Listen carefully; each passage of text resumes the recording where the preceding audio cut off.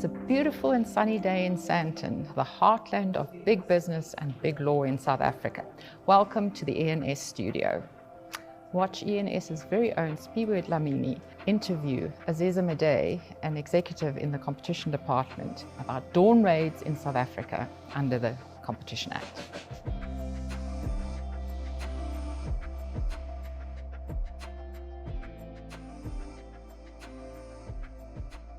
Hello, my name is Sphiwe Dlamini. I'm an associate in the competition department, and I'm here with Aziza Mdee to talk about dawn raids. Hi everyone, lovely to be here. So Aziz, can you please tell us what is a dawn raid? A dawn raid. A dawn raid is an unexpected search and seizure operation that's conducted by the competition authorities in terms of the Competition Act. It's extremely invasive power that the competition authorities have, where they will essentially arrive unannounced and engage in a series of searches and seizures of a firm's premises. So what is the difference between a dawn raid and a search and seizure operation?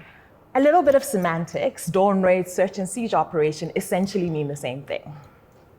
Okay, so what is the purpose of a dawn raid? In terms of the Competition Act, the Competition Commission is allowed to engage in a dawn raid when they believe or they suspect a firm of having engaged in what we refer to as a prohibited practice, alternatively, where they believe there's information or documents under the control of a firm that could assist them in investigation. Because it's such an invasive power, we typically see the Commission exercise it specifically in relation to cartels. When we're referring to cartels, I like to refer to it as our three cardinal sins, which includes market division, collusive tendering, and price fixing. And for those who may not know, why is it called a dawn raid? The reason it's called a dawn raid is because, related to the element of surprise, the Commission typically conducts it quite early in the morning. Not as early as dawn, but quite early in the morning. So how can a client know if the Competition Commission is conducting a legitimate dawn raid? Okay, I think that's an important question, Spee. The Commission will arrive and they will have identifiable IDs, which will make it clear that they are from the Competition Commission. As well, the Commission will typically engage a dawn raid under the auspices of a warrant. The warrant is a very important document for that day and will specify the powers for the Commission, what exactly they can investigate, what premises they can look at, and importantly, if they can interview any relevant individuals. And is it possible for a client to then challenge the warrant? Absolutely. There have been instances in South Africa where clients have successfully challenged the dawn raid. Given that it's such an invasive power, the courts have found that the Commission has to exercise what they refer to as complete good faith in sort of submitting the necessary documents to the courts, the founding affidavits that justify and give the authority from the court for the Commission to engage in this activity. And do the police then accompany the Competition Commission when they come to conduct the dawn raid? Sometimes yes, sometimes no. And why, in what instances would they come or wouldn't come? The chief purpose for the police being there is essentially to allow the Commission to access clients' premises easily. Okay, and then are the client's attorneys then allowed to be there to assist the client during the dawn raid? Given how invasive the power of a dawn raid is and how dire the consequences could be for a firm if they're found to have contravened a section of the Competition Act, we absolutely recommend that clients involve expert competition counsel. Okay, and so on the day of the dawn raid, when the Competition Commission arrives, then what should a client do? The starting point, and what we always advise our clients, is immediately contact your competition lawyer of choice and ask the Commission if the search and seizure operation can't be delayed until your counsel arrives on that day. The next third thing is, if there's a warrant in play, absolutely read the provisions of that warrant, understand what it is the Commission is looking for, and get that warrant to your competition counsel as soon as possible.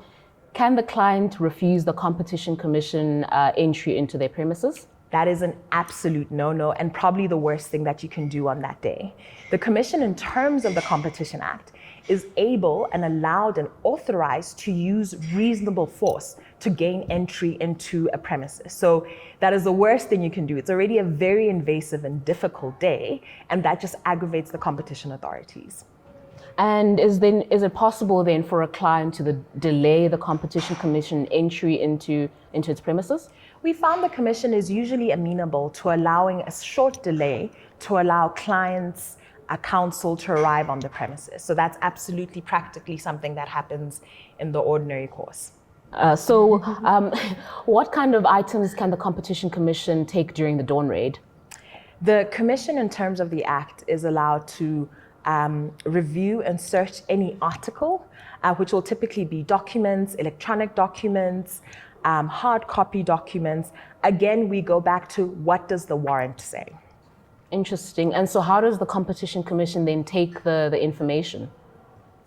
The information is usually what the Commission will do. They'll mirror image, when we're referring to electronic documents, they'll mirror image a number of electronic documents or actually take copies of documents from clients' premises. This is why the dawn raids are actually quite disruptive on the day, because you'll find the Commission, who will come in numbers, will sort of be going through various, the desks, laptops, and so it's a very, very invasive process.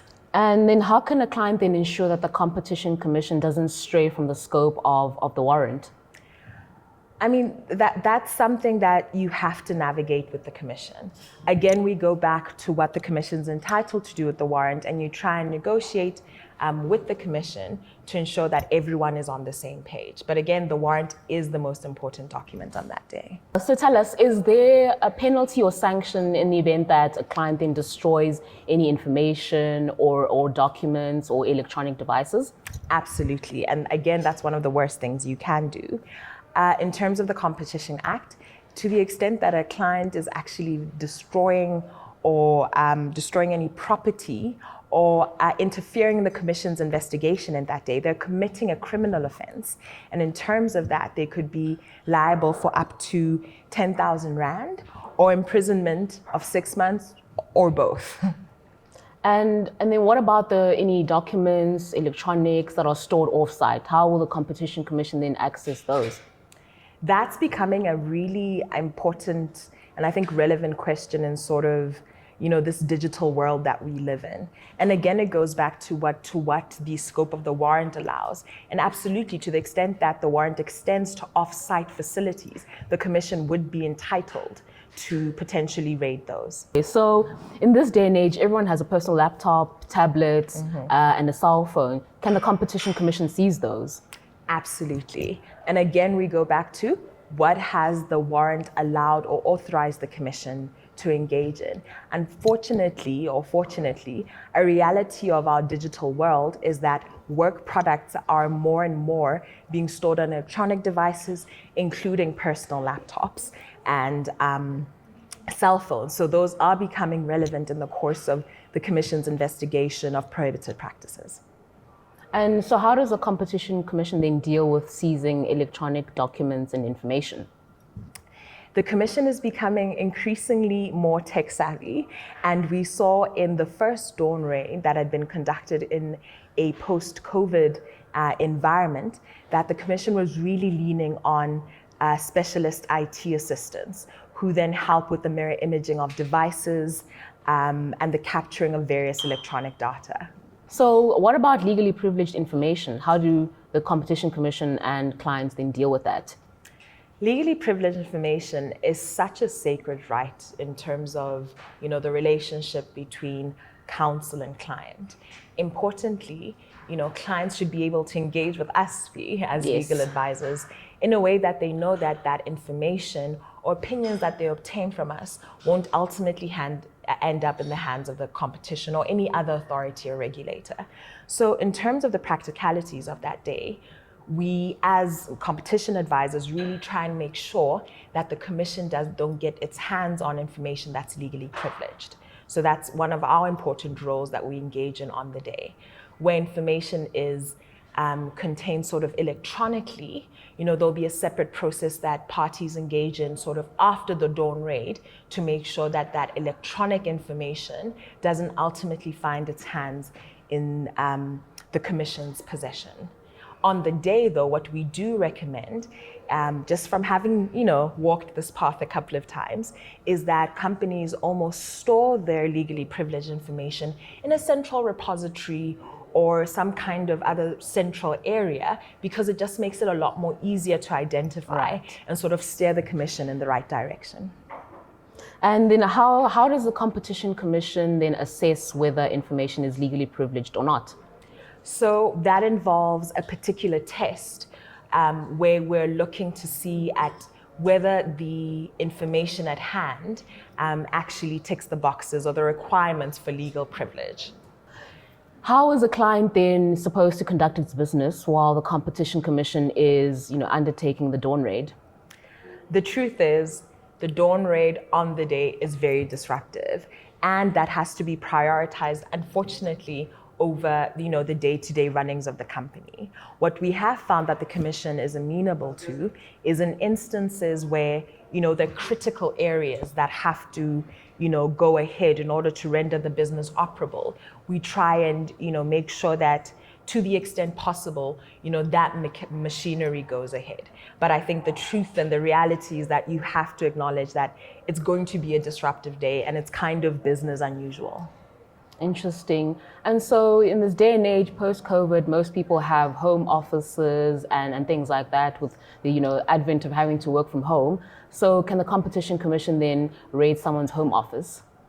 Again, another excellent question, Sphiwe. You're not making it easy for me. So the truth is that, again, we go back to what the provisions of the warrant say. So far, in the vast majority of dawn raids we've been involved in, those are always at the head offices or at the corporate premises of a firm in question. However, that doesn't completely absolve the possibility of the Commission engaging in a dawn raid in home offices, especially given the remote working environment and the remote world that we are all in now. And then, so what happens after the dawn raid is finalized? So for us as competition lawyers, once the dawn raid is finalized, that's actually when the hard work starts. We then